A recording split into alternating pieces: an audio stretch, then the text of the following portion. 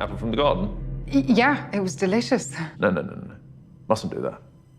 Forbidden fruit. Oh, God, sorry, I'm joking.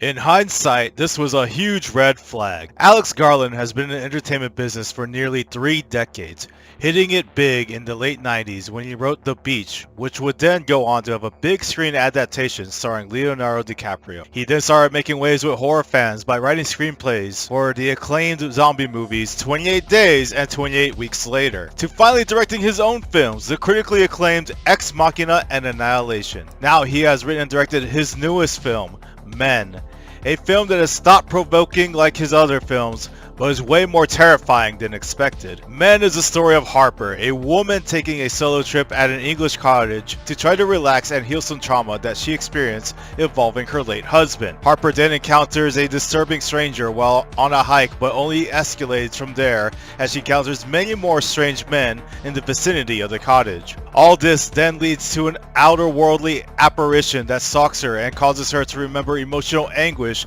that she's trying to heal from. Harper is played by British actor Jessie Buckley, and joining her is fellow British actor Rory Kinnear, who plays multiple characters in this film, unsurprisingly, all men. Jessie Buckley's performance is incredible as she portrays Harper as a strong woman doing her best to keep it together, while Rory's various performances range from charming to downright disturbing and unethical. The screen time they share together for all intents and purposes goes from casual to gut-churning over time. Alex Garland is showing his chops as a horror fanatic full throttle here, making excellent use of his signature beautiful cinematography and quiet, calming, peaceful ambience for brief moments of calmness. Cause make no mistake, this is one disturbing film. Fans of his previous films will more or less be blindsided by the sheer amount of violence in this film. It is bloody, gruesome, and in some cases infuriating, with a third act so bizarre one would think it is a completely different movie, like something out of an Ari Aster film. Unfortunately, it does drag on a bit towards the end,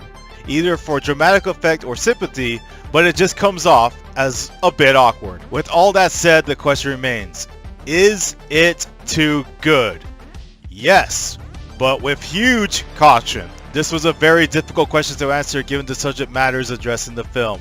This film was tough to watch in regards to certain scenes, and it is not for everybody. If you are squeamish to body horror, copious amounts of blood, suicide, domestic violence, do not watch this film. At the end of the day though, if Alex Garland set out to make a disturbing film that is sure to gain a cult following years down the line, I say, mission accomplished. Horror films are meant to be terrifying, and this one is. There is some underlying message here when you look past the events of the film. What that message is left to the viewer's imagination, so give it a watch if you have a morbid curiosity. Men, directed by Alex Garland and starring Jessie Buckley and Rory Kinnear, is now in theaters.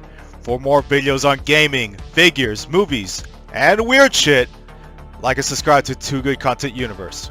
We'll see you next time.